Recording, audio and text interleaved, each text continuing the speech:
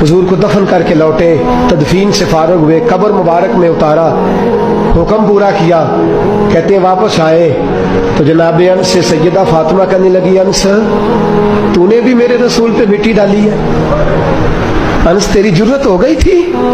फरमाते उस वक़्त फातिमा का पहला आंसू गिरा और फिर 6 महीने हुजूर के बाद हयात रही, मैंने उसके आंसू गिरते देखे।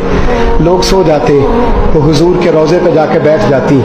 कहते मैं समझाता बहलाता, लेकिन फातिमा कहती अली सब्र अपनी जगह, कर्म अपनी जगह। और मैं तुझे क्या बताऊं, बहन भाई पहले सारे चले गए, वालदा पहले छोड़ गई, अब हुजूर अलैहिस्सलातु सलाम ने भी पर्दा डाल लिया है, मुझे चाह और जानिब कुछ दिखाई नहीं देता।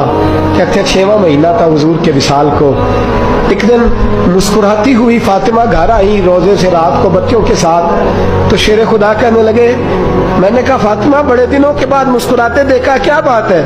तो कहने लगी अली आज मेरी आंख लग गई थी, मुझे हुजूर ख्वाब में मिले हैं, तो मुझे हुजूर ने कहा तू रोती क्यों है? तो मैंने कहा महबूबा मेरा दिल नहीं लगता। तो फरमाया बेटी तैयारी कर, तू मेरे पास आने वाली है।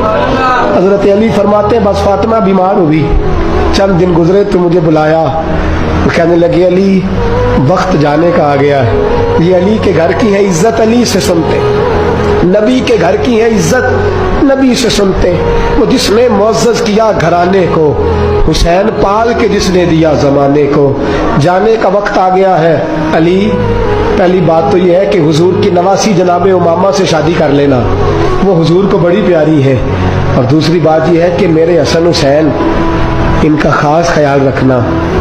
और तीसरे लफ्ज कहे तो हजरत अली तड़प के रोए, कहने लगी मैंने वक्त गुजारा है, आपकी हुकूक मेरी जिम्मेदारी थे, मैं इंसान थी भूल जाती थी, अगर मुझसे कहीं कोई कमी रह गई हो तो मुझे रज़ाए इलाही से दरगुजर करना, कहीं मैं हुजूर के सामने जाके शर्मिंदा ना हो जाऊं। शेर खुदा करम अल्लाह ताला वजहुल करीम फरमाते मैंने हाथ थामा और मैंने कहा फातिमा अली का बड़ा मर्तबा था, पर जो तेरी निस्बत से कमाल था वो तेरा ही था। तू कैसी बात करती है, तूने तो हद कर दी, शहजादी हो के मेरे घर में खादिमों की तरह रही। हजरत फातिमा रज़ियल्लाहु ताला अन्हा का दूसरा हुक्म ये हुआ कि मुझे रात को दफनाया जाए।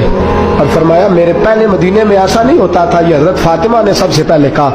फरमाया मेरी चारपाई के साथ लगा के ना शाखें, चारपाई के साथ तो ऊपर ला के उन्हें ऊपर से बांध देना और उन शाखों के ऊपर एक कपड़ा डालना, मेरे कफन पर भी किसी की नजर न पड़ जाए।